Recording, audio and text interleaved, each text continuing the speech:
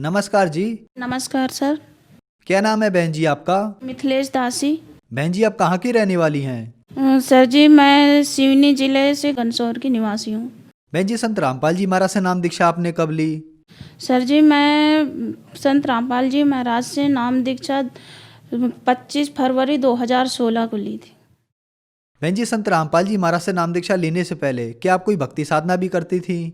जी भगत जी, जैसे देवी देवताओं की पूजा है, शंकर पार्वती जी हैं, गणेश जी हैं, दुर्गा जी हैं। सर जी जैसे नवरात्रि होती थी तो साल में नवरात्रि जो आती थी, दशहरा का समय जो आता था, उसमें हम लोग 12 साल करीबन तक के दुर्गा जी का प्रतिमा रखे और प्रतिमा के साथ साथ में जो वो फट से जो बैठकी होती है, उससे जो भी पूजन सामग्री लगती है वो सारे के सारे देते थे भगत जी हम लोग। उससे अनेक भक्त सारे पुराने के एक एक साल का हमको लगभग 32 से 34 हजार का खर्चा पड़ता था भगत जी। इसके बाद में भी मैं बहुत ज़्यादा बीमार रहती थी भगत जी। 2012 से 2016 फरवरी यानी कि 9 फरवरी तक मेरी इतनी ज़्यादा तबीयत ख़राब थी भगत जी कि मैं कुछ बता नहीं सकती आपको कि मैं अपनी कैसे बताऊं कि मैं कैसे बीमार रहती थी। मेरा पूरा फूलन पूरे शरीर में, पूरे ऐसे लगे जैसे कपड़े ऐसे फट जाते हो, यानी कि कपड़े तनस रहे हो, जैसे पैरों में इतने इतने गड्ढा हो जाते थे भगत जी चप्पल पहनने से। और फिर मेरे को यानी कि मेरे 70 किलो की वजन हो गई थी भगत जी। उस समय मैं 32 साल की थी। आज तो मैं 34 साल की हो चुकी हूँ, 34 नहीं 36 साल की होने वाली हूँ। तो भगत जी मेरे को 56% थायराइड थी भगत जी, और 190 पॉइंट बीपी बढ़ती थी भगत जी मेरे, और मेरे बच्चेदानी कम से कम 200 ग्राम की हो चुकी थी। बहुत ज़्यादा परेशानी थी। बहन जी आपने बताया कि आप देवी की भक्ति करती थी, दुर्गा माता में आपकी बहुत गहरी आस्था थी, लेकिन उन साधनाओं से आपको कोई लाभ नहीं हुआ, आपको परेशानी ही परेशानी आई। तो फिर संत रामपाल जी महाराज की शरण में आप कैसे आईं? मेरे पति जो हैं वो टीचर हैं, उनके दोस्त थे वो टेलर थे, जेंट्स टेलर थे। शायद उन लोगों ने कुछ थोड़ा बहुत इनको समझाया होगा। तो ये बोले कि देखो गुरु, बगैर गुरु के मोक्ष तो नहीं होता, आप तो गुरु बना रखे पर हमको गुरु बनाना है और हम गुरु बनाएंगे। तो मेरे भी थे कि मैं इतने बीमार रह रही हूँ, इतनी परेशानी में हूँ मैं, तो क्यों ना मैं भी चलूँ इनके पास। तो फिर मैं सोची कि जब आप जा रहे हो तो हम पीछे नहीं रहेंगे, हम भी जाएंगे। क्योंकि हर कोई बोलता है गुरु बनाना कोई पाप नहीं है। जैसे डॉक्टर है, एक डॉक्टर के पास हम लोग गए तो उससे आराम नहीं मिली, दूसरे के पास गए, दूसरे से भी आराम नहीं मिली, तीसरे के पास। तो यही मेरे मन में धारणा थी कि गुरु, एक गुरु बनाए, एक गुरु से संतुष्टि नहीं मिली तो दूसरे, दूसरे से नहीं तो तीसरे, ऐसे करके फिर हम लोग संत रामपाल जी महाराज की शरण में गए, वहाँ से उपदेश लिए। बहन जी हमने सुना है कि जो भी श्रद्धालु संत रामपाल जी महाराज से नाम दीक्षा लेते हैं उनको कोई ना कोई लाभ जरूर होते हैं, चाहे वो आध्यात्मिक हो, भौतिक हो, शारीरिक हो या मानसिक हो। तो क्या संत रामपाल जी महाराज से नाम दीक्षा लेने के बाद आपको भी कुछ लाभ प्राप्त हुए? सर जी मैं बहुत बीमार थी। देवी देवताओं की भक्ति करें हम लोग, लेकिन उससे भी हमको कुछ लाभ नहीं हुआ। बहुत सारे हम लोग पैसा खर्च करें। अब 12 साल में भगत जी आप अनुमान लगा लीजिए, 35-36 हज़ार का एक साल पड़ता था। तो हम लोग 12 साल करें, अब 12 साल में आप अनुमान लगा लीजिए कि कितना पैसा हम लोग खर्च किए होंगे। उसके बाद में हमको कुछ आराम नहीं लगा। फिर हम नागपुर इलाज कराने गए थे तो डॉक्टर ने बताया कि आपका बच्चेदानी बढ़ चुका है, 4 गांठ हो चुके हैं बच्चेदानी में, फूलन बहुत ज़्यादा है, और अब आप इसका ऑपरेशन नहीं कराएंगे तो आप 15 दिन के अंदर में बच नहीं पाएंगे। यानी बच्चेदानी 200 ग्राम का करीबन था, और 56% थायराइड था मेरे को, और 190 पॉइंट बीपी हो गया था मेरा, और 70 किलो का वजन था भगत जी। 32 साल की उम्र पे 70 किलो का वजन हो गया था, और इतने ज़्यादा आने की परेशान थी मैं। तो डॉक्टर बोल रहा था कि आप ऑपरेशन करा लीजिए। तो हम बोले, उस समय हमारी आर्थिक स्थिति भी सही नहीं थी, तो ऑपरेशन के लिए डॉक्टर बोला कि आपको नगद कैश 5,000 रुपये देना पड़ेगा आपको करके बोला। तो हम बोले मालिक कहाँ से लेके आए, हम कैसे करें, इतने पैसा हमारे पास में तो है भी नहीं है। तो फिर इसके बाद में फिर मेरे जो पति हैं वो बोले कि कुछ तो करना ही पड़ेगा, अगर ज़िंदा रखना है तो हमको ऑपरेशन कराना ही पड़ेगा। और मेरे 2 बच्चे भी हैं, तो मैं सोची अगर मैं कहीं मर गई तो मेरे बच्चों का क्या होगा, इसलिए मैं डर भी रही थी। तो फिर इसके बाद में फिर हम लोग वापिस आए, 15 फरवरी का डेट लेके आए ऑपरेशन का। जब 15 फरवरी की डेट लेके आए तो फिर उसी समय में पता चला कि सत्संग है। तो सत्संग करके तो हम लोग फिर वहाँ जो संत रामपाल जी महाराज के शिष्य हैं उनके पास पूछे कि कैसे स्थिति में जाना चाहिए, कैसे नहीं जाना चाहिए। हमको कुछ भी नॉलेज नहीं थी, तो हम उनसे पूछे तो वो बोले कि आप जैसे हो, जिस हालत पे हो वैसे ही चलो करके। तो हम लोग सत्संग में आए तो सब दंडवत प्रणाम कर रहे थे, तो दंडवत प्रणाम कर रहे थे तो हम भी देखे और हम भी उनकी देखा देखी दंडवत प्रणाम कर लिए। दंडवत प्रणाम करे उस समय में मेरे सर जो मेरे पति हैं ना, वो हाथ पकड़ के चला रहे थे। मैं अपने अपने उससे चल भी नहीं पा रही थी और ना बैठने के काबिल भी नहीं थी मैं।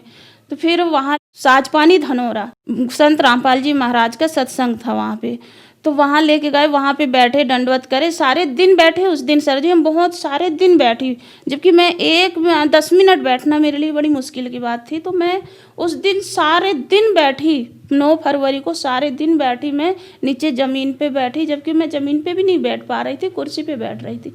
तो सारे दिन बैठी। फिर वहाँ पे भंडारा बना, खाना बना, वहाँ पे खाना में सारी चीज़ें बनी जो आने की मेरे खाने के काम की नहीं थी, वो सारी चीज़ें बनी। तो साथ वाले जो संत रामपाल जी महाराज की जो शिष्या बहन थी, तो वो बोले कि चल खाना खा लेते हैं। तो मैं बोली खाना नहीं खाना है, मेरे परहेज चल रहे हैं और डॉक्टर ने ऐसा ऐसा बोला है, मैं नहीं खाने की।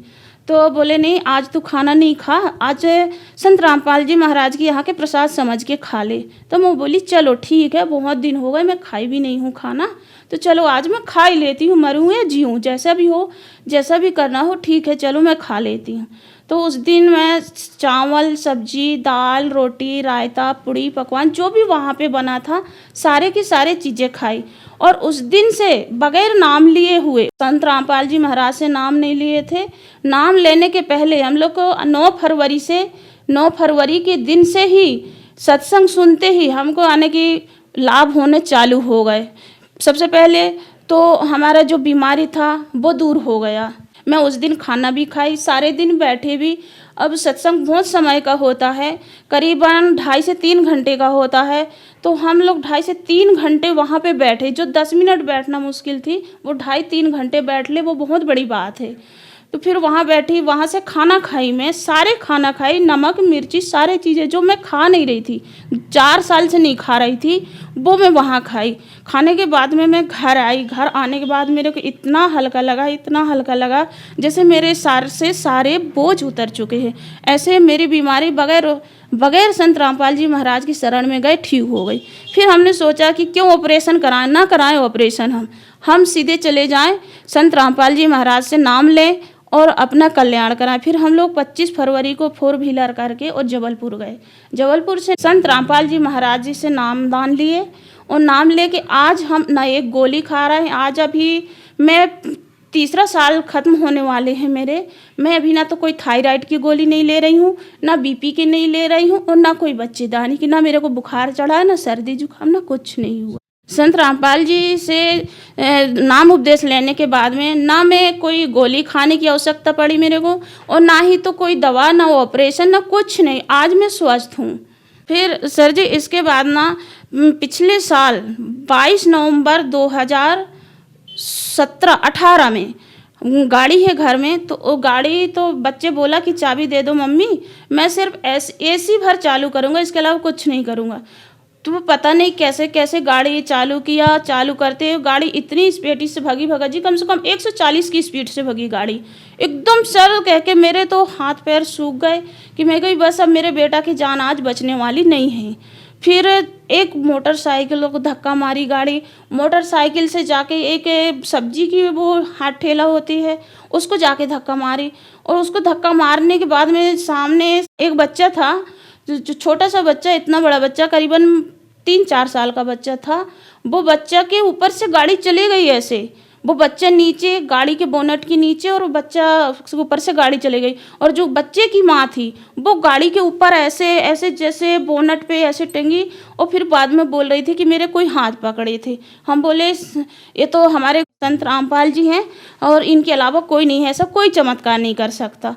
तो फिर वो जो फ्लैक्स लगा थे, संत रामपाल जी का फ्लैक्स था अवश्य जानी वाला, खूब बड़ा गड़ा है, रोड के पास ऐसे पुलिया है, वहाँ पे लगा है। तो वहाँ पे जाके गाड़ी रुक चुकी थी। तो फिर हम लोग उनका इलाज कराए, वो बच्चे का इलाज कराए तो डॉक्टर बोल दिया नहीं यहाँ पे नहीं होगा। तो उसके यहाँ पे हाथ पे जो यहाँ पे लगी थी, यहाँ पे और पैर पे लगी थी बच्चे को, वो 3-4 साल के बच्चे का। तो फिर लेके आए घनसौर, वो बोले हमारे डॉक्टर है उसके पास करो, तो एक साहू डॉक्टर है उसके पास लेके गए। तो वो बोलने लगा कि नहीं इसका हम कुछ नहीं करेंगे, ये तो हमारे बस का नहीं है, आप इसको जिला अस्पताल ले जाइए। हम लोग जिला तो नहीं ले गए पर जो तहसील में अस्पताल रहती है वहाँ लेके आए। तो वहाँ पे जो डॉक्टर है, बड़े डॉक्टर है, तो उसको दिखाए तो बोले नहीं इसमें तो कुछ नहीं है, बोले आप चाहिए अस्पताल और अस्पताल पे इसको धुलवा के लेके आइए, फिर मैं दवा लगा देता हूँ। तो वैसे करे उसको लेके गए। फिर उसने बोला कि अगर 24 घंटे में इसको बेहोशी नहीं आई, उल्टियाँ नहीं हुई, तो सोचना बच्चे का कुछ भी नहीं है करके। तो हम लोग 24 घंटे का वेट किया, 24 घंटे के बाद में कुछ नहीं हुआ। फिर भी हमने सोचा कि बच्चा है, चलो भाई इसका सिटी स्कैन करा के देखें। तो सर जी फिर हम जबलपुर अनंत हॉस्पिटल लेके गए, जो जबलपुर में सबसे बड़ा हॉस्पिटल, वहाँ लेके गए। वहाँ उसका हम लोग सिटी स्कैन कराए, कुछ भी नहीं निकला वहाँ, एक भी इतना सा भी खरोंच नहीं निकला उसको। जबकि 3-4 दिन बाद ले गए थे और बहुत सारे खरोंचें लगी थी, सर में लगी थी, मुंह में, पैर में, हाथ में, पर कुछ भी नहीं निकला। और फिर इसके बाद उन लोग जिसके बच्चों का जो हुआ था एक्सीडेंट, उन लोग सारे इलाज कराने के बाद में रिपोर्ट दर्ज करा लिए। बोले हमारा ऐसा नहीं किया, वैसा नहीं किया, ये नहीं किया, वो नहीं किया, ऐसा करके किसी ने उनको बहका दिया। तो वो रिपोर्ट दर्ज करा दी। रिपोर्ट दर्ज कराए तो हम बोले चलो भाई अब गलती तो हुई है, जैसा भी हो। मेरा बच्चा 16 साल का था, तो हम सोचे कि बच्चे का केस ना बने, नहीं बच्चे का भविष्य बर्बाद हो जाएगा।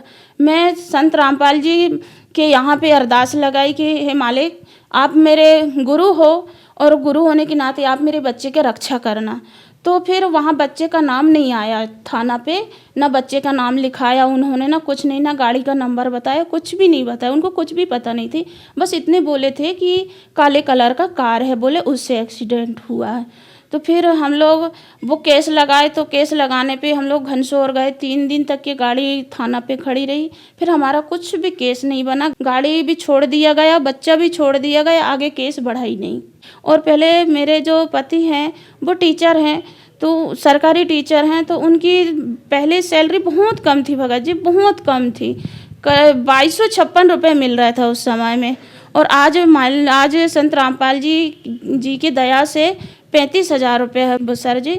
हम लोग आज आर्थिक स्थिति से भी अच्छे हैं। हम लोग को ये लग रही थी कि हमारे यहाँ कोई मेहमान न आए। हमारे यहाँ मेहमान आते थे तो हम लोग पीछे के दरवाजे से जाके किसी के घर से आटा चावल मांग के लाके उनको खिला रहे थे। बहुत आने की इतनी स्थिति गंभीर थी हम लोग को कि इनके जैसे प्रशिक्षण में आना है, तो प्रशिक्षण में आने के लिए किराए के पैसे नहीं होते थे। तो किराए के पैसे नहीं होते थे तो ये पैदल चल के आते थे कि प्रशिक्षण के लिए। फिर जब हम संत रामपाल जी से जुड़ चुके, उनसे नाम उपदेश लेने के बाद में हमारे पास में खेती भी, संत रामपाल जी महाराज की दया से कुछ खेती भी खरीदी हमने, ज़मीन खरीदा कुछ, उसके बाद में गाड़ी भी खरीदी, दुकान भी डाले, आज दुकान भी सही चल रहा है, आज घर भी अच्छा है, 2 व्हीलर भी है, 4 व्हीलर भी है। और फिर मेरा बच्चा जो है वो उसका 10वीं बैच से सेलेक्ट हो गया, पीपीटी का परीक्षा दिया था उसने, तो घर बैठे संत रामपाल जी की दया से घर बैठे मैसेज आया कि आपका बच्चा का पॉलिटेक्निक कॉलेज जबलपुर में सिलेक्ट हो गया है, आप जल्दी से जल्दी बच्चे को भेजा दें। तो 1 दिन का डेट दिए थे, उस समय भी मेरे पास पैसा नहीं थे। मैं बोली कहाँ से इतने पैसा लेके आऊँ, कैसा करूँ कैसा ना करूँ। फिर पड़ोस में कुछ रहते हैं पड़ोसी, तो उनसे मैं 5,000 रुपये मांगी। तो 5,000 रुपये मांग के और मैं अपने पति और अपने बेटे को जबलपुर भेजाई। तो वहाँ पे सारे दिन खड़े होना पड़ा, 12 बजे से शाम के 5 बजे तक। फिर इसका नंबर लगा, इसका एडमिशन हुआ। तो एडमिशन में हम लोग पहले ITI पे करा दिए थे इसका एडमिशन। तो ITI पे एडमिशन कराए तो वो वहाँ से अंक सूची में लिख के गया था कि इसका TC इसलिए निकल रहा है कि ये ITI कर रहा है। तो उन लोग ITI वाले ने काटा नहीं। फिर वो बोले कि आपका एडमिशन तो नहीं हो पाएगा, बोले आप लोग ऐसा लिखवा के लाए, इसको सुधरवाइए। जब हो गए एडमिशन और समय भी नहीं है, तो फिर हमने बोला कि नहीं, अब हम तो परमात्मा ही यानी कि संत रामपाल जी दया करेंगे हमारे बच्चों पे।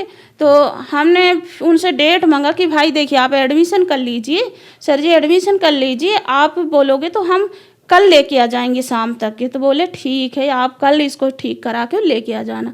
तो बच्चे का फिर सिविल इंजीनियरिंग में एडमिशन भी हो गया और आज बच्चा सिविल इंजीनियरिंग कर रहा है और छोटे वाला 12वीं कर रहा है इस साल, संत रामपाल जी की दया से। मेरे पति पहले शराब भी पीते थे, शराब भी बहुत पीते थे और तंबाकू खाते थे और पान तो अगर सुबह पान नहीं मिला तो सोचो खाना नहीं पचता था उनको। ऐसे डेली पान और तंबाकू गुटखा और बीड़ी सिगरेट जो चोरी चोरी करते थे, मेरे सामने तो नहीं करते थे पर चोरी चोरी करते थे। और आज संत रामपाल जी की दया से ना तो गुटखा खाते हैं, ना पान खाते हैं, ना शराब पीते हैं, ना मांस, कुछ नहीं खाते हैं। अब संत रामपाल जी महाराज की दया से सारी चीज़ें जो बुराइयां थी वो सारी छूट चुकी हैं। अब हम लोग घर में भी अच्छे हैं और सब चीज़ से अच्छे रह रहे हैं। बहन जी, संत रामपाल जी महाराज से नाम दीक्षा लेने के बाद आपको बहुत सारे लाभ प्राप्त हुए। जो श्रद्धालु आज आपको देख रहे हैं, आप उन्हें क्या संदेश देना चाहेंगी? सर जी, मैं उन बहनों से या उन भाइयों से मैं हाथ जोड़ के प्रार्थना करना चाहती हूँ कि देव मानुष जन्म दुर्लभ है, मिले न बारंबार, तरुअर से पत्ता टूट गिरे बहु न लगता डार। अगर मानुष जन्म मिला है और मानुष जन्म बार बार नहीं मिलेगा, और जैसे मनुष्य जन्म मिल भी गया तो गुरु मिलना मुश्किल है। और हम मानुष जन्म मिला है हमको, तो हमको सद्भक्ति करना चाहिए और सद्भक्ति हमको ग्रंथों से मिलेगी और ग्रंथ को बताएंगे संत रामपाल जी महाराज। उनके अलावा इस विश्व में कोई भी ऐसा नहीं है जो सद्भक्ति हमको बता सके। तो हम इन बहनों से मैं यही प्रार्थना करती हूँ कि सत्संग सुने। शाम के चैनल पे सत्संग आती है संत रामपाल जी का, प्रतिदिन सत्संग सुने। फिर पुस्तक सेवा जारी है, पुस्तक लें, पुस्तक पढ़ें। ज्ञान गंगा है, जीने की राह है, गीता तेरा ज्ञान अमृत है, अंधश्रद्धा खतरा भक्ति ये जान है। इनको पढ़ें, अच्छे से समझें और संत रामपाल जी महाराज से नाम उपदेश लें और अपना कल्याण कराएं। बहन जी, संत रामपाल जी महाराज से नाम दीक्षा कैसे ले सकते हैं? देखिए सर जी, जैसे हम लोग सत्संग सुनते हैं, सत्संग सुनने समय जो पट्टी पड़ती है, पीली कलर की पट्टी जो पड़ती है, उसमें पूरा नाम पता आता है कि हम कैसा उपदेश लें, कैसा लें। भक्तों का वहाँ पे नंबर रहता है, वो नंबर को डायल करें, नंबर घर में नोट करके रखें और वो नंबर से फ़ोन लगाएं तो आपको आपके स्टेट में कहाँ पे या आपके ज़िला पे कहाँ पे नामदान केंद्र है वो सब आपको पता चल जाएगा और उस नंबर से आप जाके और अपने नामदान केंद्र पे आप नाम ले सकते हैं। धन्यवाद जी। चाहे